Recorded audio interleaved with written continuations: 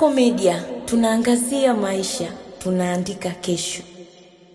Tarehe 23 mwezi wa 11 mwaka 2025 muda wa saa 7 kamili mchana huko katika eneo la Mbuyuni la Monduli na mkoa wa Arusha, basi la abiria lenye namba za usajili T922 DZQ aina Yutong likitokea Dodoma kwenda Arusha ligongana na gari namba T175 DFP aina Mark X likitokea Arusha na kusababisha vifo vya abiria 5 na majeruhi 1. Waliofariki ajali hiyo ni wanaume 3 na wanawake 2. Kwa upande wa majeruhi ni mwanamke ambao wote walikuwa ni abiria katika gari ndogo.